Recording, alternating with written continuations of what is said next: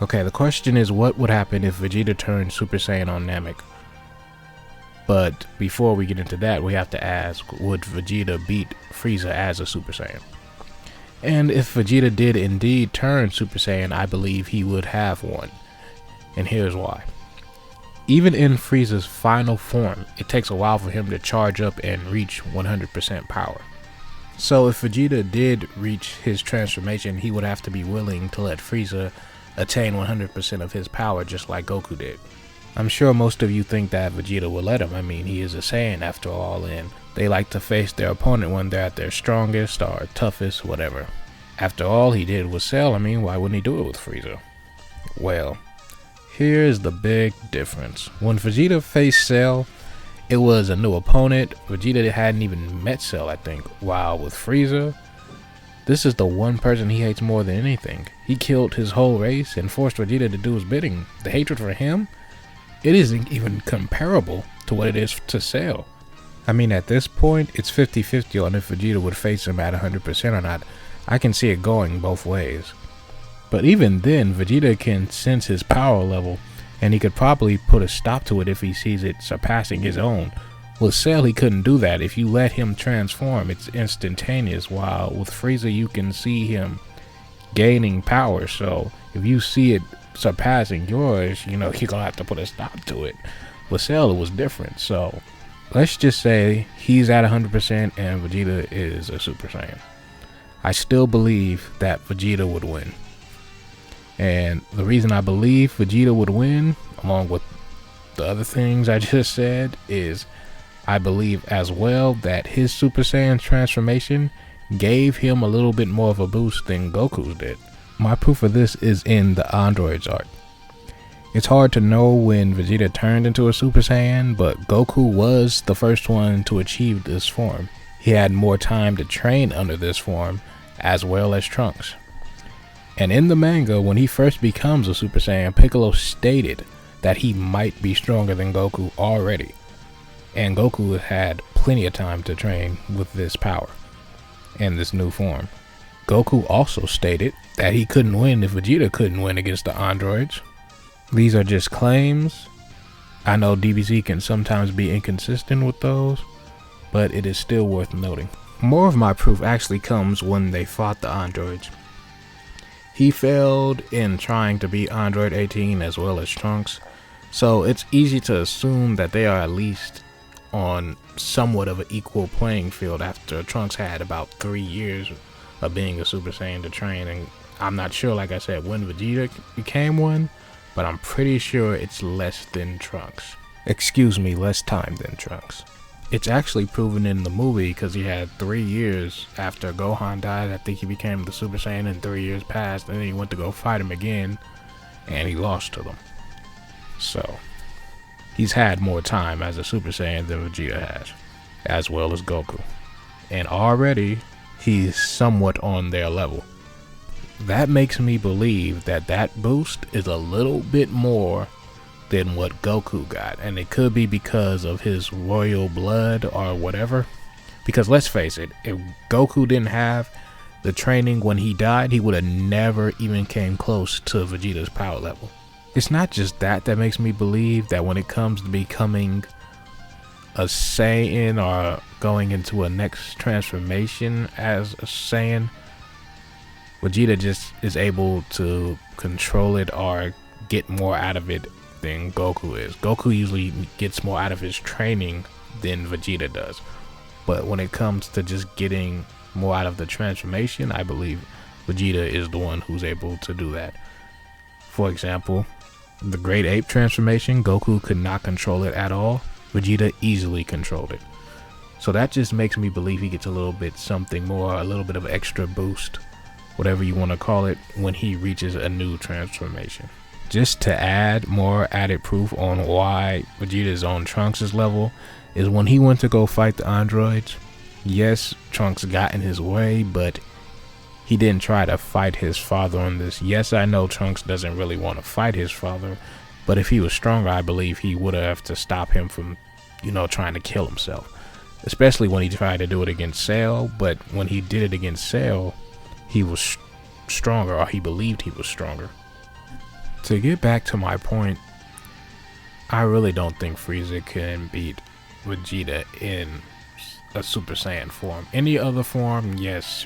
Anything below that, yes. But that Super Saiyan form, it gives him a little bit more extra, just like it does with everybody. I think Frieza would lose to anybody who's on a Super Saiyan level, except for maybe young Trunks and young Goten, and that's only because they don't have the fighting experience. That's the only reason I think that he would beat them. So that's my opinion on that. And even then, if they learn the fusion dance, it's really a wrap. But anyway, after that, next on Vegeta's list would be Goku. That's the person he wants to beat after all. The question is, would he fight him after he got done with Frieza? And it depends on how much Frieza took out of him. I think Frieza would take enough out of him to where he'd have to recuperate and come back again, and then they'd probably fight on Earth or something. So he'd have to recuperate, come back, and after that, it depends on if Goku has the motivation to become a Super Saiyan. And without Krillin dying on Namek, he would have never got that motivation. And I don't see Vegeta killing anybody except him. I mean, he hates him the most. Why is he going to kill them? He didn't even try to kill them really in the Saiyan arc. He wanted to beat Goku more than them. He didn't really even care about them. So there's no added motivation. To be honest, Frieza probably would have been better just killing Goku off first and then dealing with the rest of them. So Vegeta, I see him killing Goku, and the question to me is, would he destroy the Earth after that? And I don't think he would, honestly.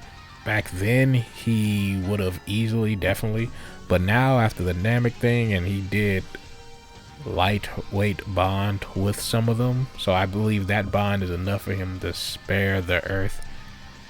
And with his main goal accomplished, I don't see him really even wanting to do that. I see him just either A, leaving, or going somewhere off the train, kind of like Piccolo did, just going somewhere in the mountains or something. Even if Vegeta did want to destroy the Earth, Piccolo would probably just merge with Kami, and that would put an end to all that. Next is the Android arc. Actually, I guess I could go and talk about the King Cold saga, since it would be quick. I don't believe that King Cold would go to Earth, because Vegeta doesn't have any relation really to Earth besides going there that one time. I'm sure he's visited other planets more frequently, so I don't believe King Cold would go there in search of Vegeta. He'd probably look somewhere else. The question now would be for the Android arc is, would Bulma and Vegeta still meet up? And I still believe they would, because they're still a huge threat in the androids, and that's really all it took for them to meet anyway. So I believe that would still happen. And here's a scenario of how it would happen. He would still easily beat Android 19, and Dr. Gero would show up and release the other androids somehow, and they would still be the biggest problem. I believe we get a similar result to what happened when Vegeta fought Android 18, and after that defeat, I believe the rest of the Sea Fighters would revive Goku, or they would have been revived in one or the other. Either way, we're still getting into somehow the same situation. Trunks probably would have came back and warned them about the androids instead of the medicine. For some reason he would have came back. I believe the androids is enough of a reason, even without Goku being sick and all. That's just big enough for him to come back and try to do something. I would have talked more about Vegeta wanting to become immortal like he wanted to on Namek, but for some reason when he went Super Saiyan in the Android saga, he just lost interest. So I believe if he went Super Saiyan here, he'd have lost interest. So that's just the reason I didn't bring up Vegeta and why he didn't want to become immortal, because they didn't really bring that up again either. So I believe the same thing would happen here. I believe after the defeat as well, when Vegeta lost Android 18, he would have went to Bulma and probably tried to get that 400 times gravity. So that's probably how they would have met up, and that's how Trunks being born would have been a possibility. And I know people are saying, well, he killed Goku, she's probably going to be a little angry. Yeah, she'd have been angry, but Bulma seems to be able to put things behind her when a threat is coming. I mean, this is the same guy who was responsible for killing her boyfriend, and she still went with him and had a baby, so it would have worked out somehow, some way. I believe Piccolo would take the place of Goku when Trunks came to meet them. So instead of Goku being the one who told everybody about the threat, it would have been Piccolo. I mean, Piccolo kind of did it anyways. Piccolo would have eventually fused with Kami when the threat was there. Anytime the Earth was in danger or there was a huge threat and he really knew there was no other way, that would have been the time he would have fused. So whenever that time occurred during this time period, it's going to get a little jumbled, like I said, if Vegeta went Super Saiyan first. But any time that it would have been in peril, that's the time he would have did it. Turning Super Saiyan first is probably more of a negative in this arc for Vegeta than a positive, and here's why. If he went through with killing Goku, it is less likely that Goku tells him about the hyperbolic time chamber, and Goku and the Z Fighters would have used it, and even if they did tell Vegeta, he would have been the last one to use it. Trunks or Goku would have went in first, it doesn't really matter. While Piccolo is trying to prevent Cell from absorbing the androids, the Cell arc would probably end when Trunks or Vegeta get out and confront semi-perfect Cell. There's no way he reaches his perfect form unless he gets lucky, and even if he somehow attained this form, it would be the same result with Gohan killing him in the end, so nothing would have changed that.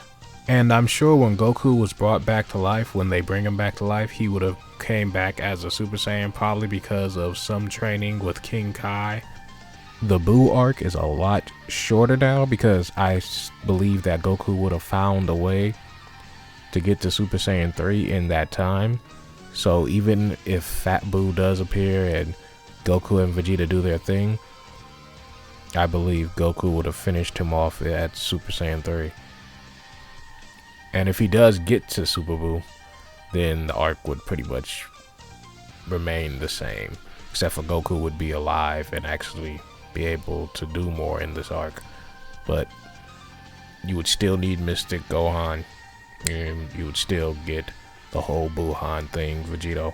I still believe all that would take place if Goku does not kill Fat Buu, or if Fat Buu somehow manages to get to Super Buu.